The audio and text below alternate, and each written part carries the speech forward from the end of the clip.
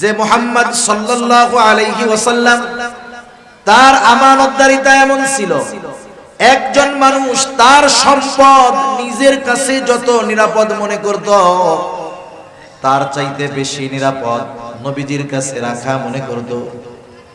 এই জন্যই মক্কার মানুষেরা মুহাম্মাদের সাথে মতবিরোধ শত্রুতা থাকার পরেও মক্কার মানুষেরা তাদের দামি দামি বস্তুগুলা মুহাম্মাদের কাছে তার হেফাজতে তথা তার কাছে আমানত রাখত। কেমন আমানতদার নবী ছিলেন, সেই আমানতদার নবীর উম্মত আমরা, আমাদের আমানতদারিতার অবস্থা যাচ্ছে তাই। একেবারে আমাদেরকেও আমানতদার হওয়ার দরকার। রাসূল আকরাম সাল্লাল্লাহু আলাইহি ওয়াসাল্লাম সেই জন্য আমানতদারিতার বিষয়গুলো আমাদেরকে সুস্পষ্ট করে দিয়ে গেছেন। সাধারণত আমরা মনে করি আমানত মনে হয় এটা লেনদেন সংক্রান্ত বিষয়ের সাথেই হয়, লেনদেনের মধ্যেই মনে হয় আমানতদারিতা হয়। কেউ আমার কাছে কোনো সম্পদ আমানত রাখলো, যথাসময়ে আমি তার সম্পদটাকে ফিরিয়ে দিলাম, আমি মনে করি আমি বড় আমানতদার। মানুষেরাও মনে করে হুজুর বড় আমানতদার। আমানতদারিতাকে নির্দিষ্ট একটা সীমার মধ্যে আমরা সীমাবদ্ধ করে ফেলছি, কিন্তু বাস্তবতা হলো আমানতদারিতা এটা ব্যাপক একটা জিনিস। এক কথায় একটা মানুষের জীবনের পদে পদে প্রতিটা কদমে কদমে আমানত রয়েছে, কিন্তু এইটারে আমরা শুধু লেনদেনের মধ্যে সীমাবদ্ধ করে ফেলছি। সেজন্য আমানতদারিতার ব্যাপারে জানার দরকার। এক নাম্বার বিষয়, আমানতদারিতা হয় লেনদেনের মধ্যে। লেনদেন সংক্রান্ত আমানতদারিতার বিষয়ে কম বেশি আমাদের ধারণা আছে, এরপরেও একটু বলার দরকার। একটা হলো আমাদের কাছে সাধারণভাবে কারো কাছে কিছু জমা রাখা, আর একটা হলো আমানত রাখা। আমানতদারিতার মাসালা একরকম, আর সাধারণভাবে জমা রাখার মাসালাটা আরেক রকম। আমানতদারিতার ক্ষেত্রে কেউ যদি আমার আপনার কাছে আইসা 500 টাকার একটা ছেঁড়া নোট দিয়া বলে যে এই 500 টাকা আপনার কাছে আমানত, এখন যার কাছে আমানত রাখা হলো তিনি যদি চিন্তা করেন বাজারে আসলাম, পকেটের এই পুরান টাকাটা দিয়া 500 টাকার বাজার করে নিয়ে যাই, বাড়িতে গিয়া পরে যখন চাইবে তখন তারে 500 টাকা দিয়ে দিব। যদি টাকাটা আমানত হয়, এক্ষেত্রে সংখ্যাটা আমানত নয়, বরং তার কাছে বস্তুটাই আমানত। এখন তার দায়িত্ব হলো ওই ছেঁড়া টাকাটাকেই সংরক্ষণ করা, যখন সে চাইবে হুবহু ওই পুরন টাকাটাই তাকে ফেরত দিতে হবে। আর যদি জমা রাখে যে আপনি রাখেন আমারে বলে 500 টাকা দিলে হবে, এক্ষেত্রে সে ব্যবহার করতে পারে। সেজন্য আমানত যখন কেউ রাখবে, যেটা রাখবে ওইটারই সংরক্ষণ করতে হবে। জামানতের টাকা হারায় গেলে এক মাসলা, আমানতের টাকা হারায় গেলে আর এক মাসালা। সেই মাসালা থাক, বলার দরকার নাই, এমনি আমরা সুযোগ খুঁজি, বুঝেন নাই? এমনি তো সুযোগ তালাশ করি। এরপরে দেখা যাবে একজন আমানত রাখছে, ইচ্ছা করে হারায় ফেললাম। মাসালা হলো আমানতের বস্তু যার কাছে আমানত রাখা হয়েছে অনিচ্ছাকৃতভাবে যদি হারায় যায়, চুরি হয়ে যায়, যার কাছে আমানত রাখা হয়েছে তাকে ধরা যাবে না। আমি আপনাদের খেদমতে পবিত্র কোরআনুল কারীমের সূরাতুন নিসার 58 নম্বর আয়াত তিলাওয়াত করেছি। রাসূল আকরাম সাল্লাল্লাহু আলাইহি ওয়াসাল্লামের অগণিত হাদিস থেকে একটা হাদিস পাঠ করেছি। আল্লাহ তাআলার কাছে তৌফিক চাই, আল্লাহ তাআলা কিছু কথা বলার সুযোগ করে দেন, যে কথাগুলো আমাদের সবার দুনিয়া এবং আখিরাতের জন্য কল্যাণকর হয়। সকলে বলি আমিন। আমি যে আয়াতখানা আপনাদের খেদমতে তিলাওয়াত করেছি, উক্ত আয়াতের মধ্যে আল্লাহ সুবহানাহু ওয়া তাআলা খুবই সুন্দর দুইটা নসিহত, দুইটা ওয়াজ আমাদেরকে করেছেন। ওয়াজ করেছেন কে? একটু জোরে বলেন না, কে? আল্লাহ ওয়াজ করেছেন। শুধু তাই না, নিজে ওয়াজ করে নিজের ওয়াজের প্রশংসাও আবার নিজে করতেছেন। আল্লাহ তাআলা বলেন, ইন্নাল্লাহা ইয়া'মুরুকুম আন তু'আদ্দুল আমানাতি ইলা আহলিহা ওয়া ইযা হাকামতুম বাইনান নাসি আন তাহকুমু বিল আদল ইন্নাল্লাহা নি'ম্মা ইয়া'iদুকুম বিহি ইন্নাল্লাহা কানা সামিআন বাসীরা। আল্লাহ রাব্বুল আলামিন বলেন, ইন্নাল্লাহা ইয়া'মুরুকুম, নিশ্চয়ই আল্লাহ তাআলা তোমাদেরকে আদেশ করতেছেন। কি আদেশ? আন তু'আদ্দুল আমানাতি ইলা আহলিহা, যে তোমরা আমানত তার হকদারের কাছে ফিরায়া দাও। আল্লাহ তাআলা এক নম্বরে আদেশ করতেছেন আমানত তার হকদারের কাছে ফিরায়া দাও। দুই নম্বর আদেশ, ওয়া ইযা হাকামতুম বাইনান নাস আন তাহকুমু বিল আদল, আর তোমরা যখন মানুষের মধ্যে বিচার আচার করবা, ন্যায় বিচার করবা, এক নম্বর আদেশ আমানত হকদারের কাছে ফিরায়া দাও। দুই নম্বর আদেশ ন্যায় বিচার করবা। আল্লাহ তাআলা এরপরে বলতেছেন, ইন্নাল্লাহা নি'ম্মা ইয়া'iদুকুম বিহি, নিশ্চয়ই আল্লাহ তোমাদেরকে কতই না সুন্দর ওয়াজ করলেন। তার মানে এই দুইটা নসিহত, এই দুইটা ওয়াজ, দুইটা উপদেশ, সুন্দর উপদেশ।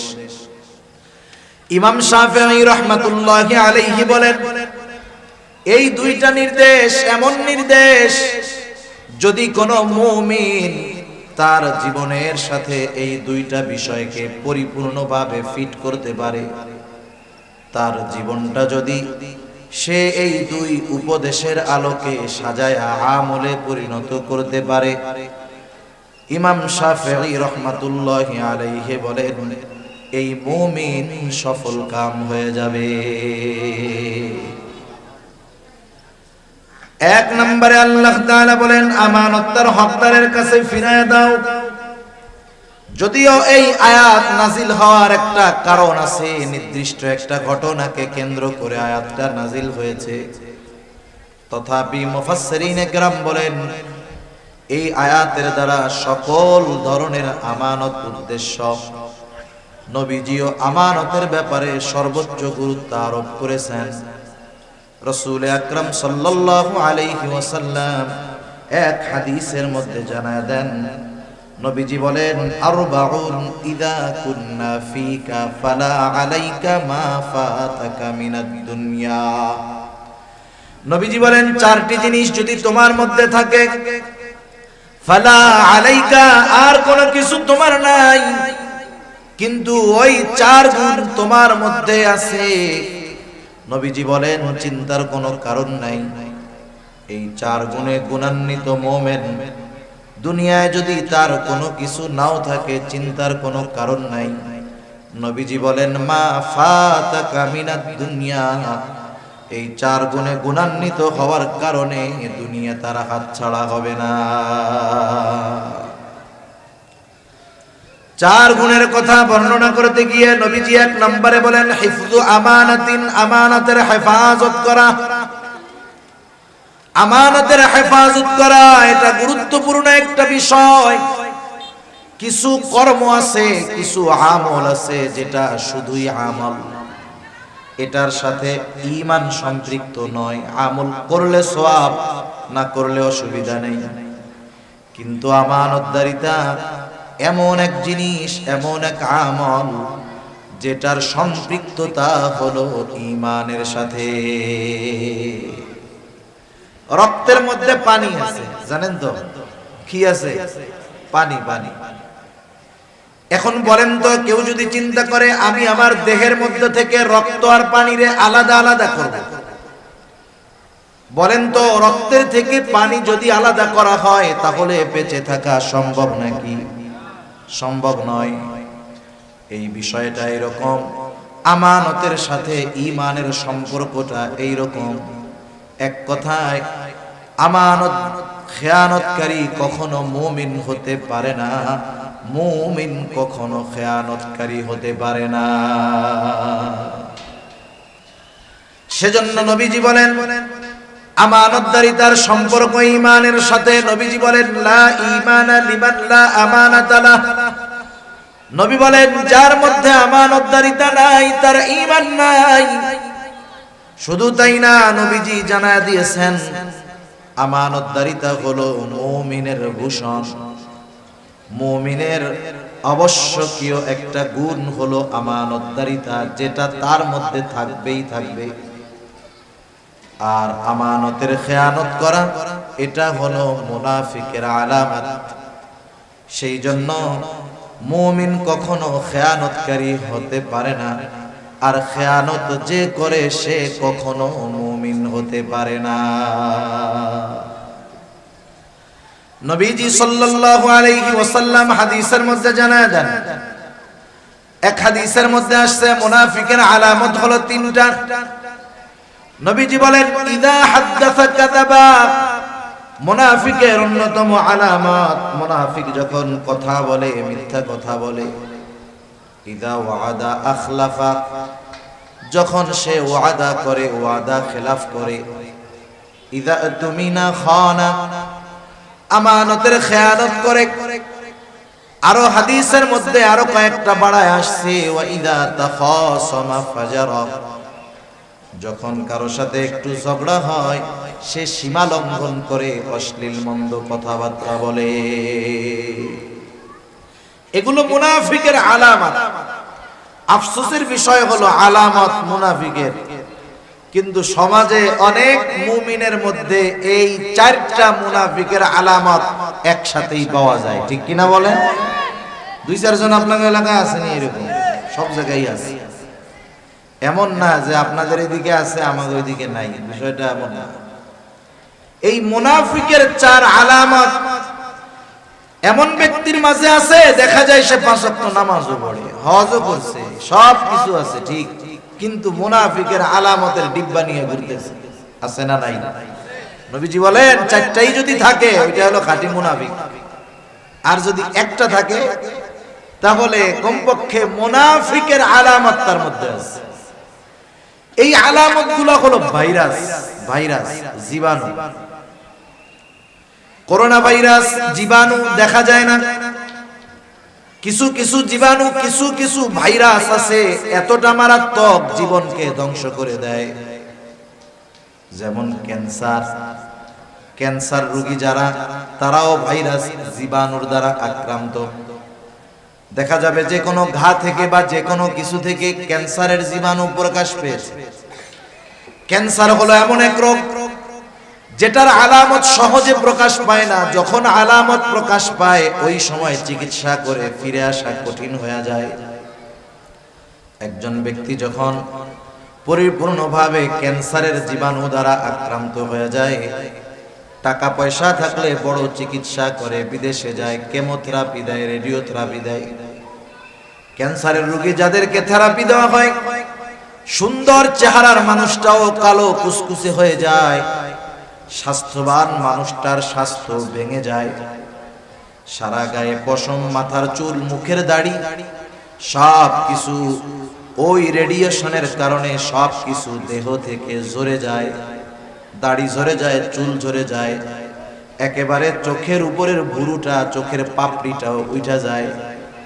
আমি যতজনরে দেখছি ক্যান্সারের পরে থেরাপি নিয়েছে যুবক মানুষ, কিন্তু 10-15 বছর থেরাপি নেওয়ার পরে বেঁচে আছে এমনটা আমি দেখি নাই।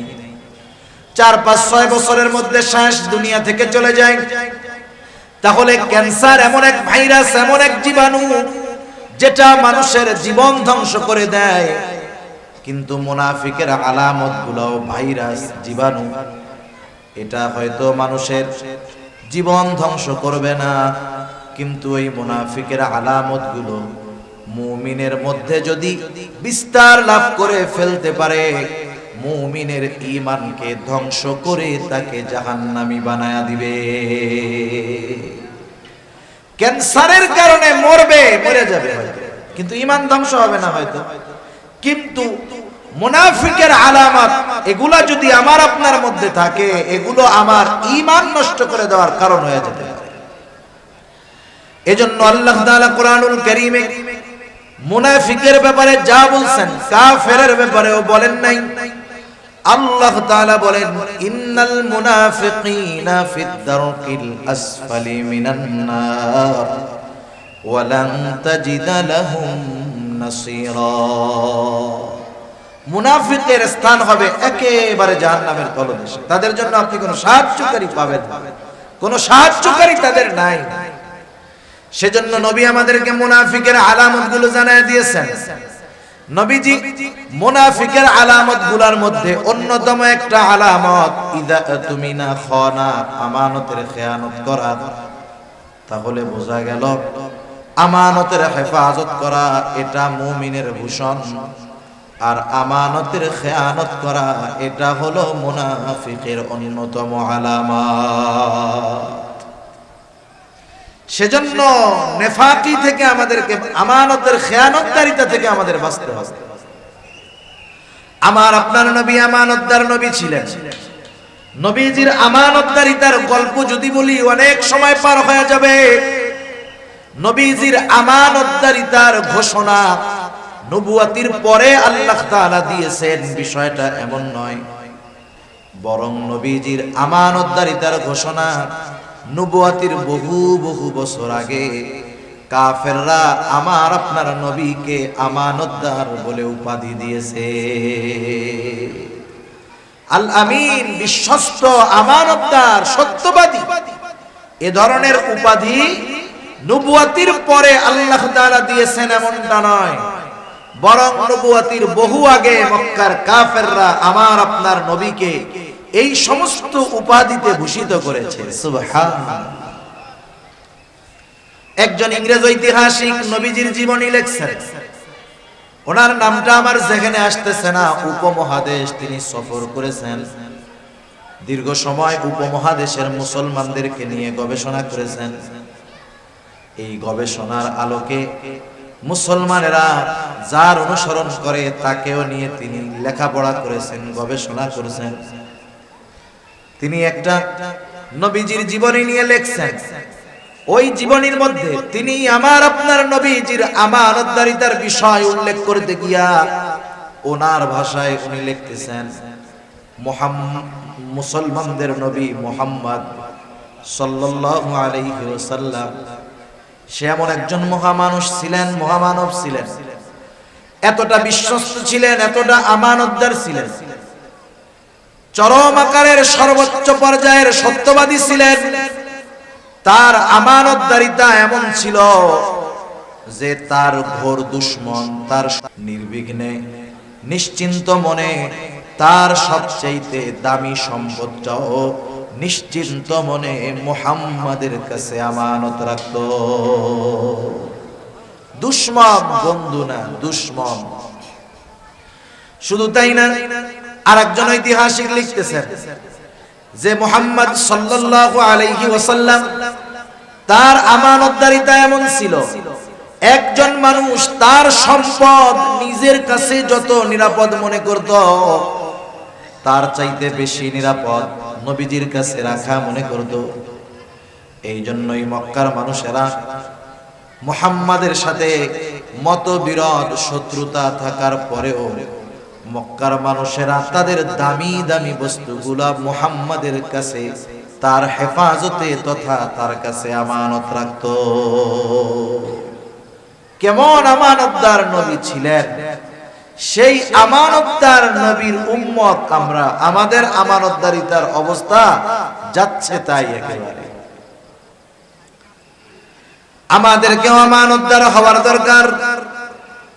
রাসূল আকরাম সাল্লাল্লাহু আলাইহি ওয়াসাল্লাম সেই জন্য আমানতদারিতার বিষয়গুলো আমাদেরকে সুস্পষ্ট করে দিয়ে গেছেন। সাধারণত আমরা মনে করি আমানত, মনে হয় এটা লেনদেন সংক্রান্ত বিষয়ের সাথেই হয়, লেনদেনের মধ্যেই মনে হয় আমানতদারিতা হয়। কেউ আমার কাছে কোনো সম্পদ আমানত রাখলো, যথাসময়ে আমি তার সম্পদটাকে ফিরিয়ে দিলাম, আমি মনে করি আমি বড় আমানতদার।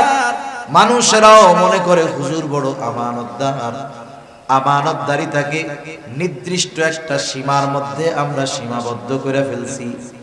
কিন্তু বাস্তবতা হলো আমানতদারিতা এটা ব্যাপক একটা জিনিস। এক কথায় একটা মানুষের জীবনের পদে পদে প্রতিটা কদমে কদমে আমানত রয়েছে। কিন্তু এইটারে আমরা শুধু লেনদেনের মধ্যে সীমাবদ্ধ করে ফেলছি। সেজন্য আমানতদারিতার ব্যাপারে জানার দরকার। এক নাম্বার বিষয়, আমানতদারিতা হয় লেনদেনের মধ্যে। লেনদেন সংক্রান্ত আমানতদারিতার বিষয়ে কম বেশি আমাদের ধারণা আছে, এরপরেও একটু বলার দরকার।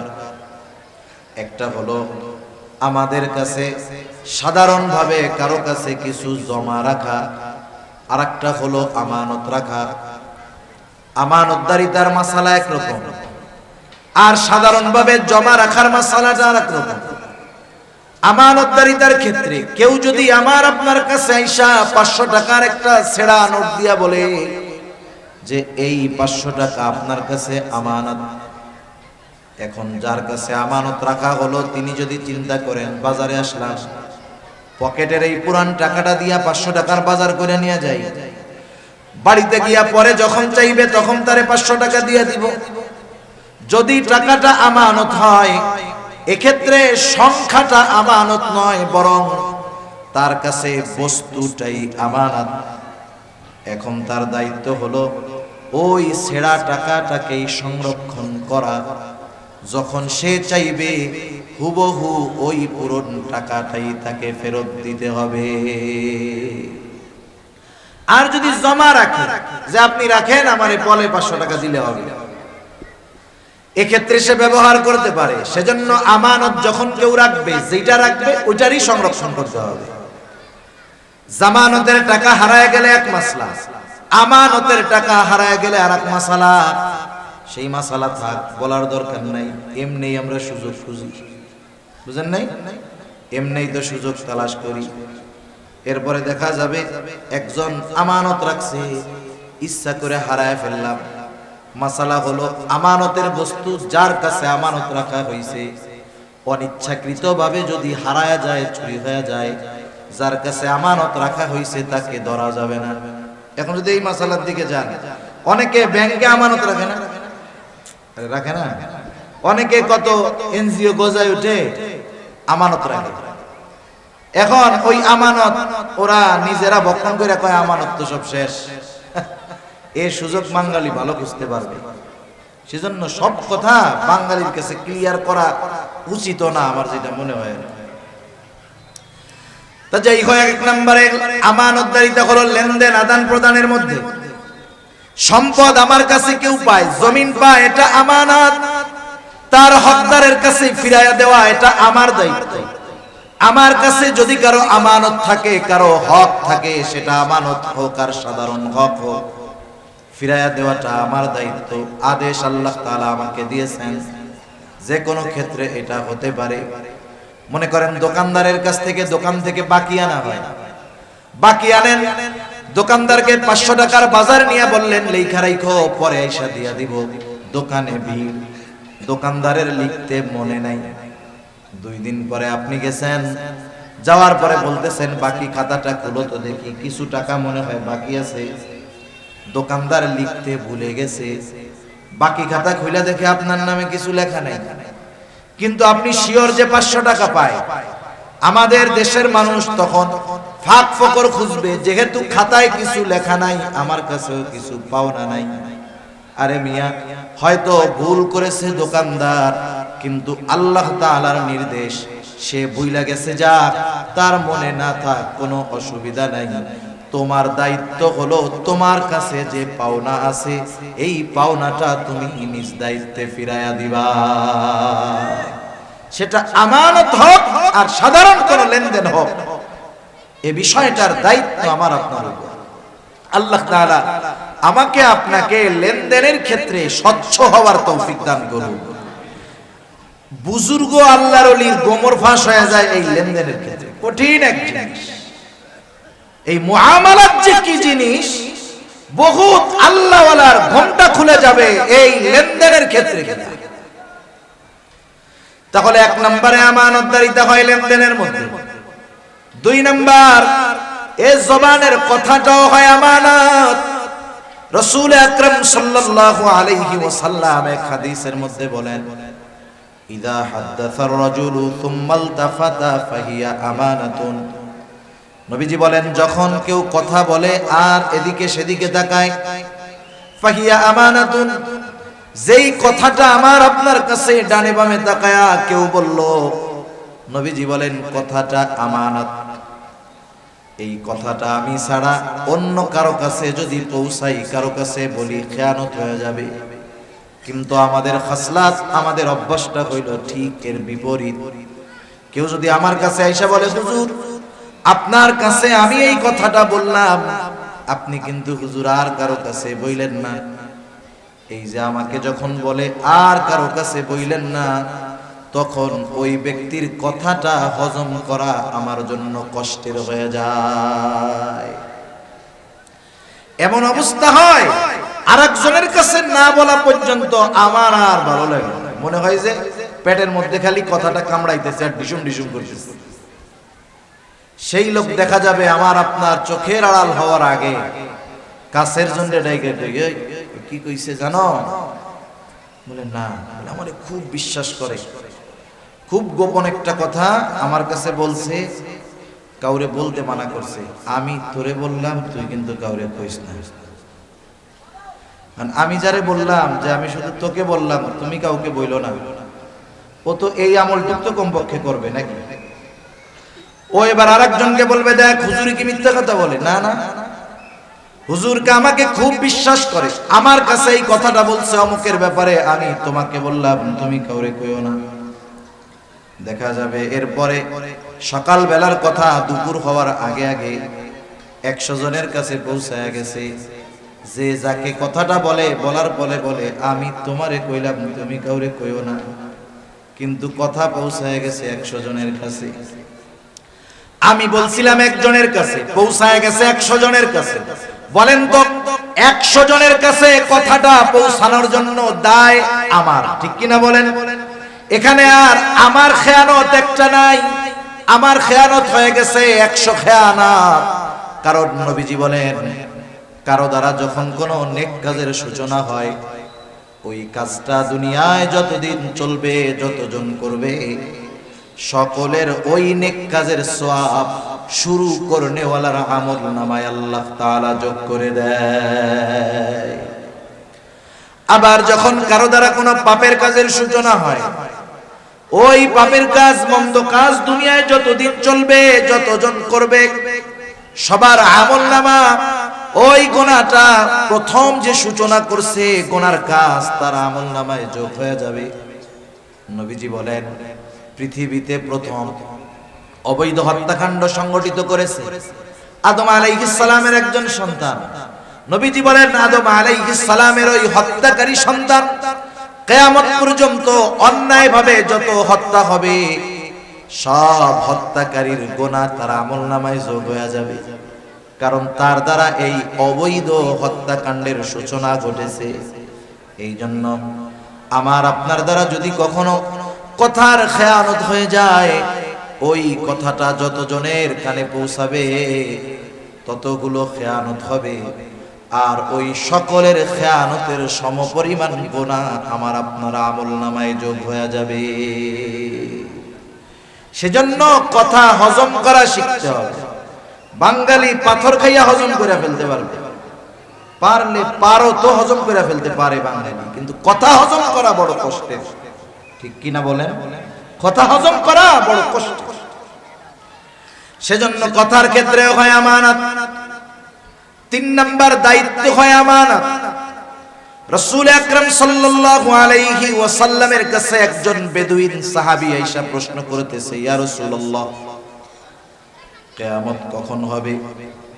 নবীজি ছিলেন উম্মতের রূহানি ডাক্তার।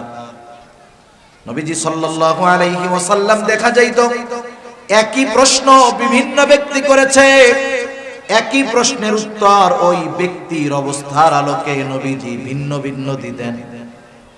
যেমন একজন গ্রাম্য সাহাবী আয়েশা প্রশ্ন করতেছে, মাতাসা, কিয়ামত কখন হবে? ওই লোকের প্রশ্নের ভাবটা ছিল এইরকম, সে কেমন যেন গাঠি গুঠি নিয়ে কিয়ামতের জন্য অপেক্ষা করতেছে, কোন সময় কিয়ামত আসবে। তার বলার দ্বারা মনে হইতেছিল এইরকম, মনে করেন আপনারা যখন ঢাকায় যাবেন, চৌমোহনী গিয়া টিকিট কাটছেন, গাড়ি ছিল 10টা, 10:30 বাজে গেছে, গাড়ি এখনো আসে নাই, আপনি ব্যাগ ট্যাগ লাগেজ নিয়ে রেডি, 10:30 বেজে গেছে, গাড়ি তখনও আসে নাই। কাউন্টার মাস্টারে গিয়া আপনি বলবেন যে গাড়ি কখন আসবে। আপনি টিকিট কাইটা বইসা আছেন, প্রশ্ন করেছেন গাড়ি কখন আসবে, আর যে টিকিট কাটে নাই সে জিজ্ঞাসা করতেছে গাড়ি কখন আসবে। বলেন তো, কাউন্টার মাস্টারকে আপনি আর একজন একই প্রশ্ন করলেন, কিন্তু দুইজনের প্রশ্নের মধ্যে তফাৎ আছে না নাই? আপনি তো গাঠি নিয়া রেডি, ব্যাগ নিয়া রেডি, গাড়ি কখন আসবে মিয়া, টাইম চলে যাইতেছে, কখন আসবে বলো। আর একজন টিকিট কাটার জন্য প্রশ্ন করছে গাড়ি কখন আছে। যদিও শব্দ এক, কিন্তু এই দুইজন প্রশ্ন করছে এক, কিন্তু দুইজনের প্রশ্ন বলার বাচন ভঙ্গি কিন্তু আলাদা। ও ওনার প্রশ্নের ভাবে মনে হচ্ছে উনি কিয়ামতের জন্য অপেক্ষা করতেছে, ওই টিকিট কাটা আল্লাহর বান্দার বলতেছে গাড়ি কেন আসে না। এই ব্যক্তির প্রশ্নের অবস্থা নবীজি বুঝতে পারছেন, জবাব না দিয়া পাল্টা প্রশ্ন করছেন, মা আহাদাত্তা লাহা, তুমি কিয়ামতের জন্য কি পাথেয় সংগ্রহ করেছো? লোকটা বলতেছে, ইয়া রাসূলুল্লাহ, আমি আল্লাহ এবং তার রাসূলকে ভালোবাসি। নবীজি বললেন, যে যাকে ভালোবাসে তার সাথে অবস্থান করবে। ওই লোকটাও প্রশ্ন করতেছে কখন কিয়ামত হবে? নবীজি সাল্লাল্লাহু আলাইহি ওয়াসাল্লাম বললেন, যখন আমানতের খেয়ানত হবে, কিয়ামত তখন হবে। প্রশ্ন করা হলো, কি সেইটা ইয়া রাসূলুল্লাহ? নবীজি বললেন, শোনো, যখন কোন দায়িত্ব যোগ্য লোকের জায়গায় যখন অযোগ্য লোককে দায়িত্ব দেওয়া হবে, তখন কিয়ামতের জন্য অপেক্ষা করো। যোগ্য লোকের চেয়ারে অযোগ্য লোক যখন বসবে, বুঝবা কিয়ামত বেশি দূরে নয়, সেটা নিকটবর্তী হয়ে গেছে।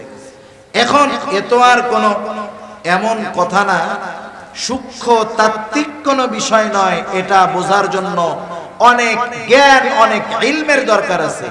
এটা বোঝার জন্য দরকার নাই এমন জ্ঞানের। গোটা দুনিয়ার দিকে তাকান, আমাদের দেশ সহ তাকান, ডানে বামে তাকান, তামাম দুনিয়ার মধ্যে তাকায় দেখেন, অধিকাংশ জায়গায় দেখবেন যোগ্য লোকের চেয়ারে অযোগ্য মানুষ বসে আছে, ঠিক কিনা বলেন? যোগ্য লোকের চেয়ারে অযোগ্য লোক বসে আছে। এমন এক জামানা ছিল, মানুষ যখন দায়িত্ব নিতে চাইতো না, এই জামানায় দায়িত্ব নেওয়ার প্রতিযোগিতা শুরু হয়ে গেছে। শুধু তাই না, মানুষ দায়িত্ব টাকা দিয়ে কিনতে চায়, ঠিক কিনা বলে? দায়িত্ব টাকা দিয়ে কিনে, দেশ সেবা করার জন্য টাকা দেয়। কতজন দেখবেন, অনেক ইউনিয়ন পরিষদে নির্বাচন হবে, গ্রাম হলো 10টা, ক্যান্ডিডেট 20 জন, প্রত্যেকেই ছাপাইছে অমুক ভাই আপনাদের দোয়া প্রার্থী, এই মার্কায় ভোট দিয়া এই ইউনিয়নের জনগণের জন্য খেদমত করার সুযোগ করে দেন। দেখা গেল নমিনেশন আনতে, নির্বাচনে জয়ী হতে 5 কোটি টাকা খরচ করে ফেলছে। ওই বেটার যদি আসলেও মানুষের খেদমত করার ইচ্ছা থাকতো, চেয়ারম্যান হওয়া লাগতো না, 5 কোটি টাকা দিয়া সে মানুষের খেদমত করতে পারতো। তার মানে এই ব্যয় খেদমতের জন্য করে নাই, চেয়ারম্যান সাহেব হওয়ার জন্য করছে, ঠিক কিনা? আগের জামানার মানুষ দায়িত্ব নিতে চাইতো না, এখন দায়িত্ব নেওয়ার জন্য প্রতিযোগিতা করে। আমাদের কলিজার টুকরা ইমাম আজম আবু হানিফা রাহমাতুল্লাহি আলাইহি কেমন মানুষ ছিলেন? আমাদের সমাজে কিছু মানুষ আছে ইমামে আজমের ব্যাপারে জানে না, তাই সমালোচনা করে। আরে গর্দভগুলা যদি ইমামে আজমের জীবনী পড়তো, তাকওয়া, জুহদ, ইলম, সব কিছুর দিক দিয়ে উনি ওনার জামানায় সর্বোত্তম ছিলেন। ইমাম আজমের অবস্থান ছিল এইরকম।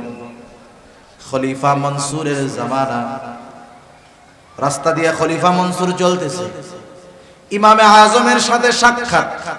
খলিফা মনসুর ইমাম আজম আবু হানিফা রহমাতুল্লাহি আলাইহিকে প্রস্তাব দিল, ইমাম আপনি প্রধান বিচারকের দায়িত্ব গ্রহণ করেন, আপনি চিফ জাস্টিসের দায়িত্ব গ্রহণ করেন, প্রধান বিচারপতির দায়িত্ব গ্রহণ করেন।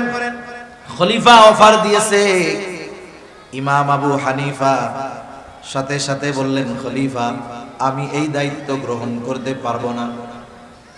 খলিফা বলছে, মুখের উপরে খলিফার প্রস্তাব ফিরায় দিছে। খলিফার ইগোতে লাগছে, আত্মসম্মান বোধে লাগছে। খলিফা হাতের চাবুক দিয়ে ইমাম আবু হানিফার গায়ে একটা বাড়ি মারছে। খলিফা যখন রাজপ্রাসাদে ফিরে গেছে, খলিফা মনসুরের চাচা বলতেছে, মনসুর কাজটা তুমি ভালো করো নাই, ইমাম আজমের গায়ে চাবুক দিয়ে আঘাত করছো, কাজ ভালো করো নাই, তার কাছে ক্ষমা চাও। কারণ মানুষ যখন রাগে থাকে, মানুষ যখন রাগান্বিত হয়, এমন কিছু কাজ সে করে ফেলে সুস্থ অবস্থায় বা রাগহীন অবস্থায় ওই কাজটা সে কল্পনাও করে না। ঠিক কিনা বলেন? এই যে বড় মাদ্রাসা দাওরায়ে হাদিস পর্যন্ত প্রবীণ মাদ্রাসা, দাওরায়ে হাদিস পর্যন্ত প্রবীণ মাদ্রাসা, ওনাদের কাছে হয়তোবা মাঝে মধ্যে এরকম লোক আসে, একেবারে লুঙ্গি গেঞ্জি পইরা দৌড় দিয়ে আইসা হাইসা হাজির, মুহতামিম সাহেবকে খুঁজে, মুফতি সাহেবকে খুঁজে, কি হইছে? বলে হুজুর বউয়ের সাথে রাগারাগি কইরা একসাথে 14 তালাক দিয়ে দিছি। আছে না নাই? বলেন তো দুনিয়ায় কেউ খুশি হইয়া তালাক দেয় নাকি? আরে রাগের মাথায় তো দেয়। এই লোকটা সুস্থ অবস্থায় স্ত্রীকে তালাক দেওয়ার কথা চিন্তাও করতো না। ওই কথা যদি অন্তরে আসতো, চিন্তায় আসতো, নিজেকে নিজে ধিক্কার দিত, অথচ রাগের সময় ওই কাজটা কইরা ফেলছে। কারণ একটা মানুষ যখন রাগে অতিরিক্ত রেগে যায়, তার নিয়ন্ত্রণটা শয়তান নিয়ে নেয়। ওই সময় শয়তান তাকে দিয়ে এমন কিছু কাজ করায় যে রাগহীন অবস্থায় সেটা সে কল্পনাও করতে পারে না।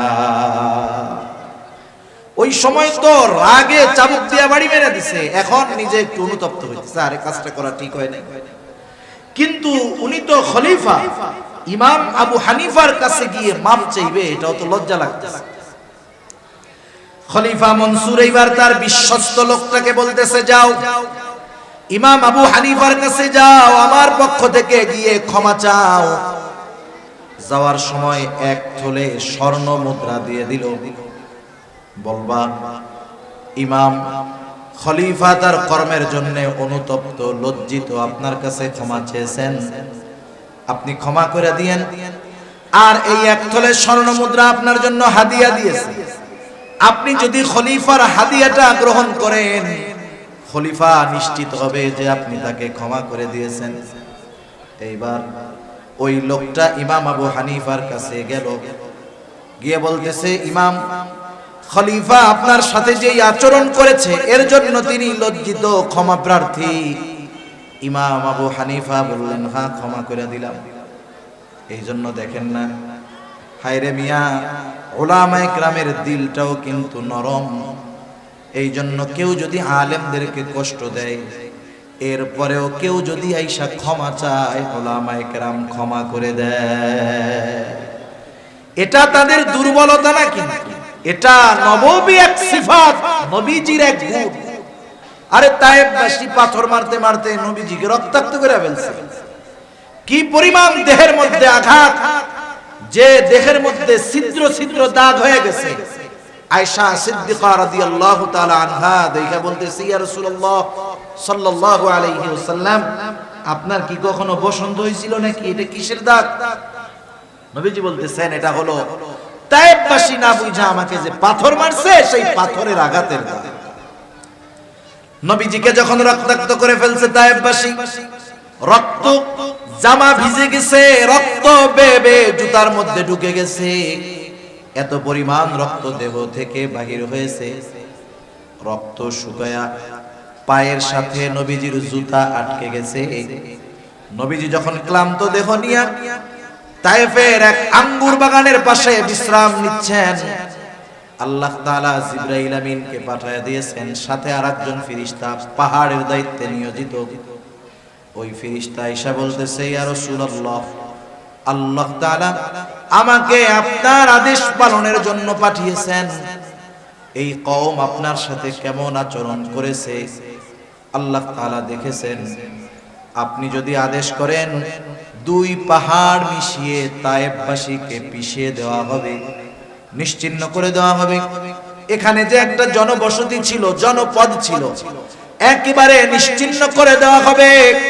হায় রে, নবীজি কি বললেন? নবীজি তাদের উপরে সামান্য গুসা হন নাই, এমনটাও বলেন নাই হালকা একটু দিয়া সতর্ক করে দাও, এমনটা বলেন নাই।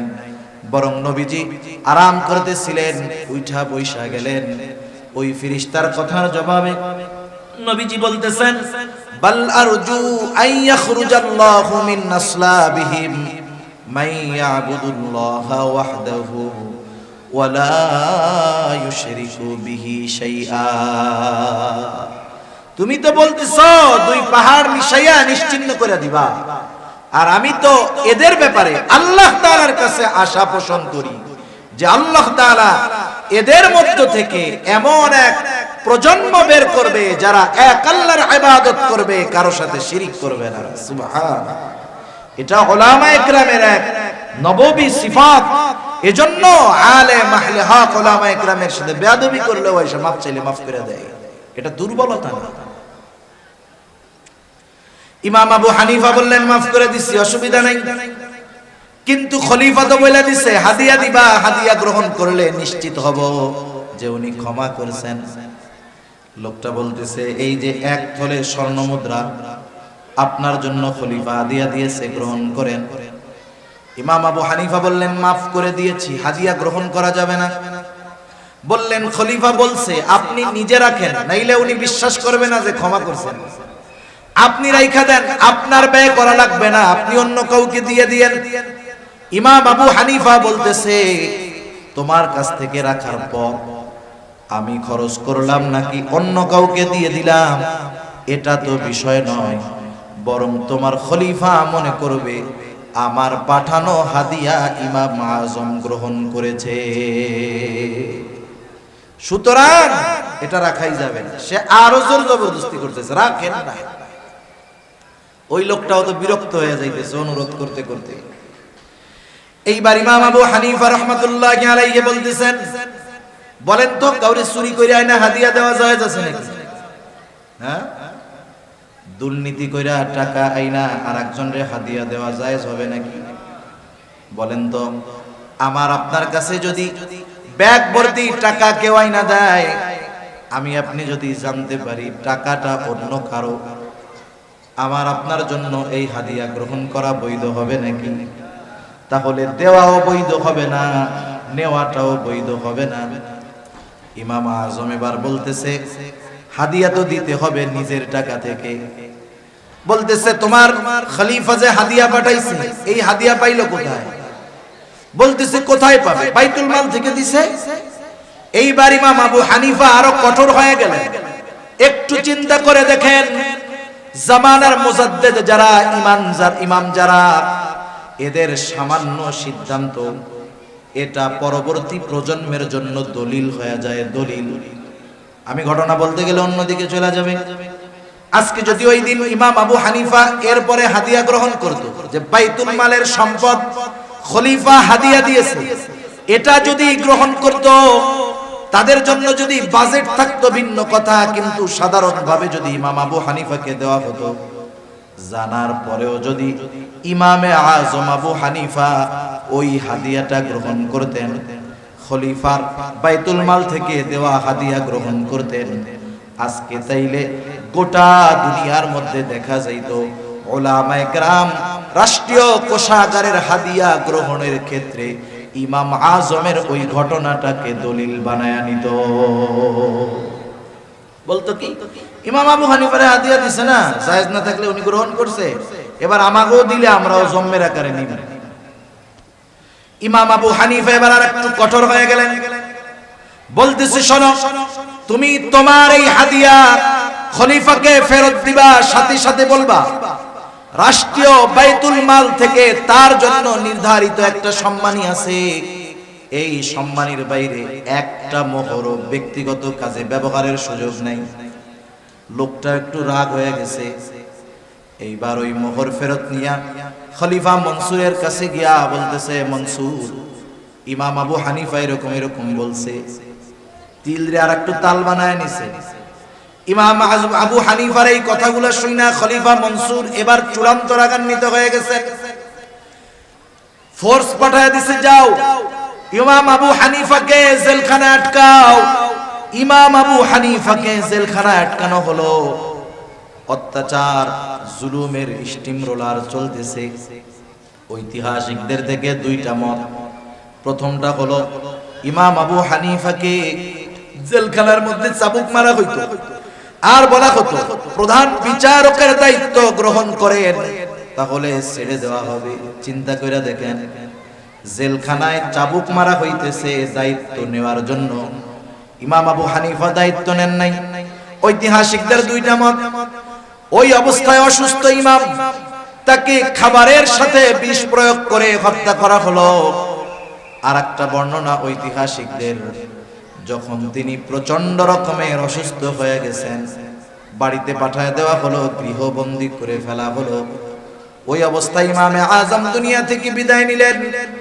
ইমামে আজমকে তার ছাত্ররা জিজ্ঞাসা করতেছিল, ইমাম, আপনি তো প্রধান বিচারকের দায়িত্ব নেওয়ার জন্য যত যোগ্যতা, জ্ঞান, ইলম যা দরকার সব আপনার ছিল, এত কিছু থাকার পরেও, যোগ্য হওয়ার পরেও আপনি দায়িত্ব নিলেন না, খলিফার জুলুম অত্যাচার সহ্য করলেন, কারণটা কি? ইমাম আবু হানিফা বললেন, শোনো, আমি যেই দায়িত্ব নেই নাই, কিয়ামতের দিন এই দায়িত্বের ব্যাপারে আমাকে জিজ্ঞাসা করা হবে না।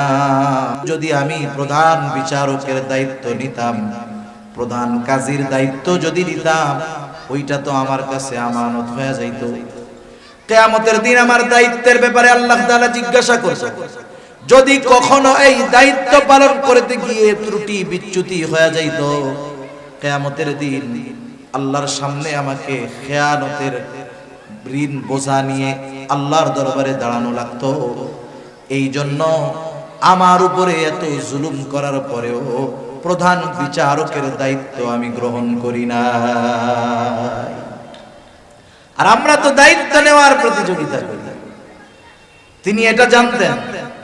আবু দাউদের হাদিস, রাসূল আকরাম সাল্লাল্লাহু আলাইহি ওয়াসাল্লাম বলেন, আমাদের মধ্যে কাউকে যদি কোনো দায়িত্ব দেওয়া হয়, সরকারি দায়িত্ব হোক আর বেসরকারি দায়িত্ব হোক, নবীজি বলেন, কেউ যদি ওই দায়িত্বের সুচ পরিমাণ খেয়ানত করে, সুচ পরিমাণ, নবীজি বলেন কিয়ামতের দিন ওই লোকটা খেয়ানতের বোঝা নিয়ে আল্লাহর সামনে উপস্থিত হবে। সেজন্য প্রত্যেকের জায়গা থেকে খেয়াল করা দরকার যে দায়িত্বটা তো আমানত। আমাকে যেই দায়িত্ব দেওয়া হয়েছে, সেই দায়িত্ব যদি যথাযথভাবে পালন না করি, আর ওই দায়িত্বের বিপরীতে যেই ওজিফা, যেই বেতন আমার জন্য আছে। আজহার নানুতুবি রহমাতুল্লাহি আলাইহি নামে একজন আল্লাহর ওলি ছিলেন। উনি এক জায়গায় খেদমত করতেন, চাকরি করতেন, মাস শেষে সময় হিসাব কইরা কইরা বেতন নিতেন। যদি ক্লাসের কোনো সময়, দায়িত্বের কোনো সময় নিজের কাজে ব্যয় করতেন, ওই সময়ের হিসাব রাইখা মাসের শেষে ওই সময়ের পরিমাণ ওজিফা বেতন থেকে তিনি ফেরত দিয়ে দিতে। কেমন আমানতদার ছিল এরা দায়িত্বের ব্যাপারে, সময়ের ব্যাপারে। শুধু তাই না, শরীয়তের বিধিবিধান, হুকুম, আহকাম, এটাও আমাদের কাছে আমানত। আল্লাহ তাআলা বলেন, ইন্না আরাদনাল আমানাতা আলাস সামাওয়াতি ওয়াল আরদি ওয়াল জিবাল ফাআবাইনা আন ইয়াহমিলনাহা ওয়া আশফাকনা মিনহা ওয়া হামালাহাল ইনসান। আল্লাহ তাআলা বলেন, আমি এই আমানত আসমানের কাছে, জমিনের কাছে, পর্বতমালার কাছে পেশ করলাম। তারা প্রচন্ড ভীত সন্ত্রস্ত হয়ে গেল। এই আমানত তারা বহন করলো না। ওয়া হামালাহাল ইনসান, মানুষ এই আমানত বহন করলো। মুফাসসিরিনে কেরাম বলেন কি সেই আমানত? কোন কোন মুফাসসির বলেন সেই আমানত হলো কোরআন। কেউ কেউ বলেন শরীয়তের সকল বিধিবিধান। একই কথা, একই কথা। তাহলে কোরআন হলো আমাদের শরীয়তের মূলনীতি, মৌলিক সব কিছু কোরআন সুন্নাহর মধ্যে আছে। এই আমানত কেউ বহন করতে রাজি হয় নাই, মানুষ বহন করেছে। এই জন্য শরীয়তের সকল বিধিবিধান, হুকুম আহকাম আমার আপনার উপরে আমানত। সেজন্য আল্লাহ তাআলার যত আদেশ আছে আমানত, যত নিষেধ আছে আমানত। আদেশ কেউ যদি অমান্য করে তাহলে আদেশ অমান্য করলে গুনাহ হবে, সাথে সাথে খেয়ানতকারী হতে হবে। নিষেধ যে বিষয়গুলো আল্লাহ তাআলা করেছেন, ওই নিষিদ্ধ কর্মগুলো কেউ যদি করে তাহলে তার তো গুনাহ হবে, সাথে সাথে ওই যে নিষেধটা ছিল এটা আমানত, অমান্য করার কারণে খেয়ানত হবে। এজন্য শরীয়তের সকল বিধিবিধান, হুকুম আহকামগুলো আমানতদারিতার সাথে পালন করার দরকার। শুধু তাই না, আমাদের সন্তান সন্ততি আমাদের কাছে আমানত, আমাদের অধীনস্থ যারা আছে আমানত। কারণ কিয়ামতের দিন আল্লাহ তাআলা তাদের ব্যাপারে আমাদেরকে জিজ্ঞাসা করবে। নবীজি বলেন কুল্লুকুম রাঈন ওয়া কুল্লুকুম মাসউলুনা আন রাইয়াতিহি। আমরা প্রত্যেকেই দায়িত্বশীল, প্রত্যেককে তার দায়িত্বের ব্যাপারে জিজ্ঞাসাবাদ করা হবে, অধীনস্থদের ব্যাপারে জিজ্ঞাসা করা হবে। কারণ আল্লাহ তাআলা কোরআনুল কারীমের মধ্যে বলেন, ইয়া আইয়ুহাল্লাযীনা আমানু কু আনফুসাকুম ওয়া আহলিকুম নারা। আল্লাহ তাআলা বলেন, হে ঈমানদারেরা, নিজে জাহান্নাম থেকে বাঁচো, অধীনস্থদেরকেও জাহান্নামের আগুন থেকে বাঁচাও। সাহাবায়ে কেরাম প্রশ্ন করতেছে, ইয়া রাসূলুল্লাহ, নিজে জাহান্নাম থেকে বাঁচবো বুঝলাম, আদেশটা করেছেন মুমিনদের উপর। ইয়া আইয়ুহাল্লাযীনা আমানু, হে ঈমানদারেরা, নিজে জাহান্নাম থেকে বাঁচো। ঈমান তো আনছো, কেমনে জাহান্নাম থেকে বাঁচবা? সাহাবায়ে কেরাম বলতেছে, ইয়া রাসূলুল্লাহ, নিজে জাহান্নাম থেকে বাঁচবো বুঝলাম, নেকের কাজ করব, গুনার কাজ থেকে বাঁচবো, কিন্তু অধীনস্থদের জাহান্নামের আগুন থেকে কেমনে বাঁচাবো? কারণ দুনিয়ার কেউ কাউকে জাহান্নামের আগুন থেকে বাঁচাতে পারে না। দুনিয়ার কোন নবী রাসূল তার মুহাব্বতের লোকদের জাহান্নাম থেকে বাঁচাতে পারবে না। কিন্তু আফসোসের বিষয় হলো, আমাগো দেশের কিছু বাবা তার মুরিদদের জাহান্নাম থেকে বাঁচানোর টেন্ডার নিয়ে নিছে। আছে না এরকম? বাবার কাছে মুরিদ হও, টেনশন নাই, কবরে গেলে মুনকার নাকিরের আগে বাপ যাই হাজির হবে। যে কি বলবে, এই এর প্রশ্ন করিস না, এ দুনিয়া আমার লোক ছিল। এই শয়তানেও চিন্তা করে, এরকম উল্টাপাল্টা কথা কয় কেন? শয়তান বলে, তুই হলি আমার সবচেয়ে বড় খলিফা, তোর মতো শয়তান থাকতে আমার আর ডিউটি করা লাগবে না। চিন্তা করে দেখেন, যদি দুনিয়াতে কোনো মানুষকে এই ক্ষমতা দেওয়া হতো, সে জান্নাতে নিতে পারবে, জাহান্নামে নিতে পারবে। দুনিয়াতে কোনো মানুষকে যদি ক্ষমতা দেওয়া হইতো, একজন মানুষকেও যদি এই পাওয়ার দেওয়া হতো, আমার আপনার নবী এই পাওয়ারটা পাওয়া যাইতে। কিন্তু নবীজিকেও আল্লাহ তাআলা এই ক্ষমতা দেন নাই। আল্লাহ তাআলা যদিও নবীজিকে হাদি হিসাবে প্রেরণ করেছেন, পথ প্রদর্শক হিসাবে প্রেরণ করেছেন, নবী পথ প্রদর্শক, আমার আপনার নবী পথ প্রদর্শক, আল্লাহ তাআলাও কিন্তু পথ প্রদর্শক। এই যে আমরা নামাজ পড়ি, প্রত্যেক নামাজের প্রতি রাকাতে সূরা ফাতিহা আছে, হাদিস হইল এইটা। আর এক গ্রুপ বলবে প্রত্যেক নামাজের প্রতি রাকাতে সবার সূরা ফাতিহা পড়তে হবে। বিষয়টা কিন্তু এটা না। ইমামের পেছনে যখন নামাজ পড়বে, ইমামের কিরাত, মুসল্লির কিরাত, একা পড়ুক আর জামাতে পড়ুক, প্রতি নামাজের প্রতি রাকাতে সূরা ফাতিহা লাগে। সূরা ফাতিহার মধ্যে আমরা বলি ইহদিনাস সিরাতাল মুস্তাকিম। আল্লাহ তাআলার কাছে দোয়া করি, আল্লাহ তাআলাই এই দোয়া করতে শিখাইয়া দিয়েছেন। আর এই দোয়াটা হলো আসমান জমিনের, আসমানের নিচে জমিনের উপরে সবচাইতে উত্তম দোয়া, সবচাইতে উত্তম ইবাদতের মধ্যে করা হয়।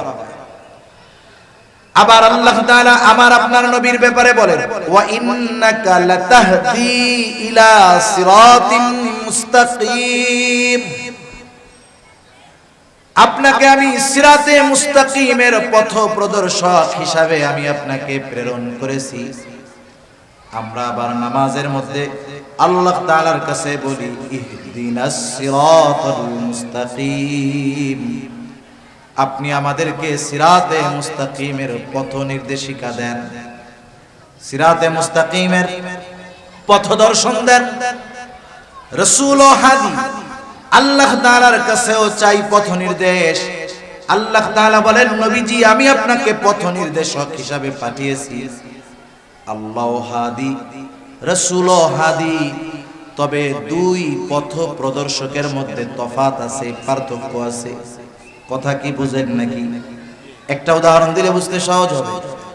মনে করেন এই জায়গায় একজন অপরিচিত লোক আসছে, যে জীবনে কোনোদিন নোয়াখালী যায় নাই, বেগমগঞ্জ যায় নাই, এই তো রাস্তা যে পেঁচগঞ্জ, যে জীবনে যায় নাই, এর যদি আপনি বলেন, সে যদি আপনার কাছে জিজ্ঞাসা করে, ভাই আমি একটু বেগমগঞ্জ চৌরাস্তায় যাব, চৌমোহনীতে যাব, সে কিন্তু জীবনে চিনে না।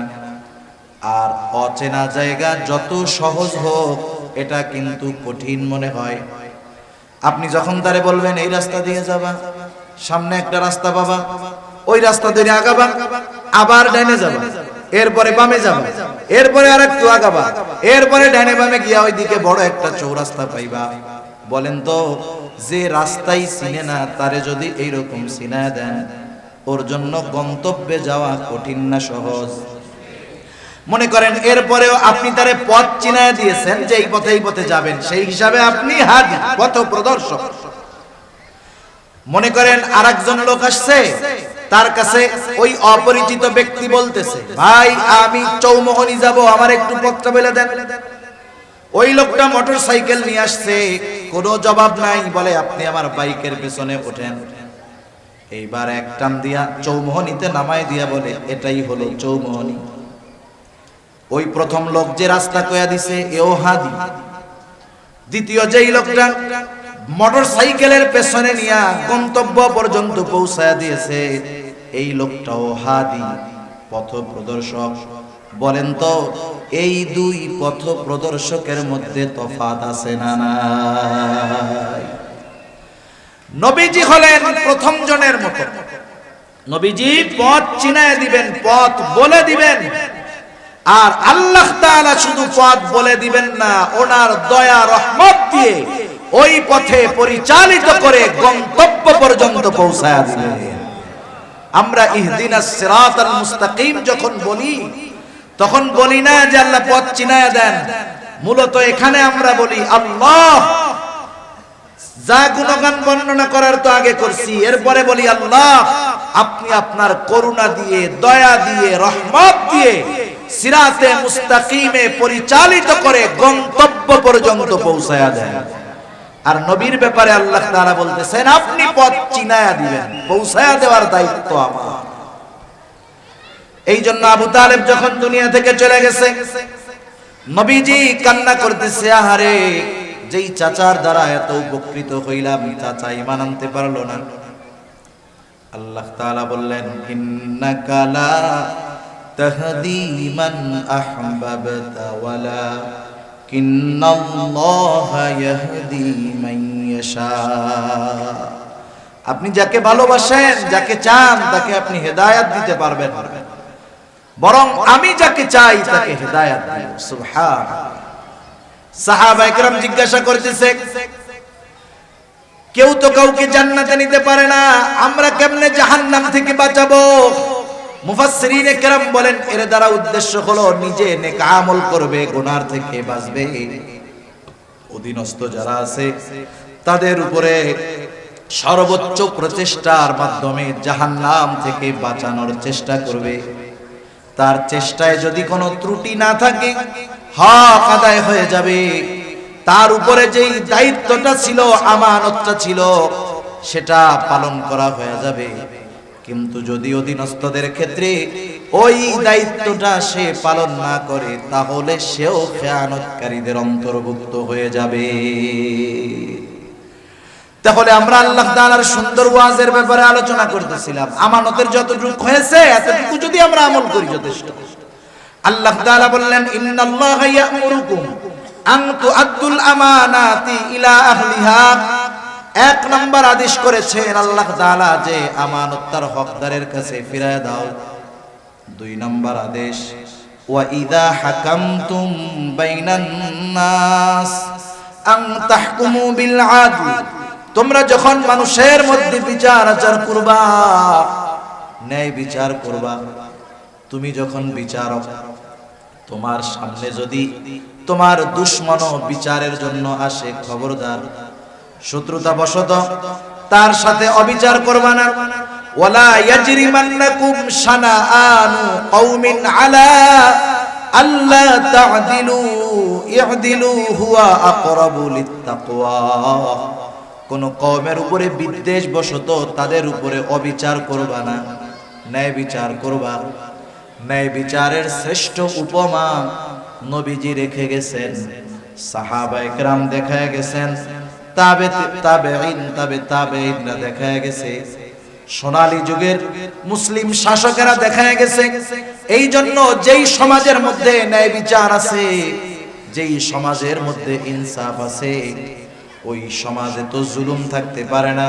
যেই সমাজে, যেই দেশে, যেই জাতির মধ্যে ইনসাফ ন্যায় বিচার আছে, এই সমাজ, এই জাতি বড় সৌভাগ্যবান। আজকে গোটা দুনিয়ার কোথাও ইনসাফ নাই, ন্যায় বিচার নাই, ঠিক কিনা বলে? ন্যায় বিচার যদি থাকতো, গোটা দুনিয়ার সব রাষ্ট্রপ্রধানরা ইসরায়েলকে এই অপরাধের কাঠগড়ায় দাঁড়া করাতো, ঠিক কিনা বলে? ন্যায় বিচার নাই, মরে গেছে। বিচারের মধ্যে আছে স্বজন প্রীতি, দল প্রীতি, গোত্র প্রীতি, দেশ প্রীতি, ব্যক্তি প্রীতি। কিন্তু নবীজি ন্যায় বিচারের উপমা রাইখা গেছে। হাদিসের একটা ঘটনা শোনায় আলোচনা শেষ করে দিব। একদিন নবীজির কাছে প্রসিদ্ধ এক গোত্র, মাখজুমি গোত্রের একজন মহিলার বিচার আসছে। চুরির অপরাধে তার হাত কাটা হবে। সাহাবায়ে কেরাম চিন্তা করতেছেন, নবীজি অন্দরমহলে ভিতরে, সাহাবায়ে কেরাম চিন্তা করতেছে, এই সম্মানীয় গোত্রের মহিলার হাতটা যদি চুরির অপরাধে কাটা যায়, মুশরিক কাফেররা টিটকারি করবে, সিসি করবে। এই মহিলার জন্য একটু সুপারিশ করার দরকার। কিন্তু নবীজির কাছে কে সুপারিশ করবে? ওসামা বিন যায়েদ রাদিয়াল্লাহু তাআলা আন তখন ছোট, নবীজি অনেক মহব্বত করে দেন তাকে। ওসামাকে শিখায় দেওয়া হলো, তুমি তোমার নানার কাছে গিয়ে বলবা, নানা, যেই মহিলার হাত কাটা হবে সেই মাখজুমি গোত্রের একজন মহিলা, ছোট মানুষ, যা শিখায়া দিছে নবীর কাছে গিয়া সেটাই বলছে। নবীজির বুঝতে বাকি নাই, এই কথাটাই ছোট বাচ্চা নিজের থেকে বলে নাই, নিশ্চয়ই কেউ শিখায়া দিছে। নবীজি এইবার হুজরা থেকে বের হলেন, চেহারার মধ্যে রাগান্বিত ছাপ। নবীজি বলতেছে, তোমরা কি এমন বিষয়ের জন্য সুপারিশ করতেছো যেই বিষয়ের শাস্তি প্রয়োগের নির্দেশ আল্লাহ তাআলা দিয়েছেন? নবীজি এবার খুতবা দিলেন। তিনি বললেন, শোনো, তোমাদের পূর্বে অনেক কওমকে আল্লাহ তাআলা ধ্বংস করে দিয়েছেন, যে তাদের মধ্যে যখন কোনো শরীফ মানুষ, সম্ভ্রান্ত মানুষ চুরির অপরাধে আটক হইত, যেহেতু সে বংশীয় মানুষ, চুরির অপরাধে আটক হইছে, তাকে শাস্তি না দিয়ে ছেড়ে দেওয়া হতো। আর একই অপরাধে যখন কোনো দুর্বল, যায়ীফ, গরিব মানুষ আটক হইত, তার উপরে হাত কায়েম করা হতো, শাস্তি দেওয়া হতো।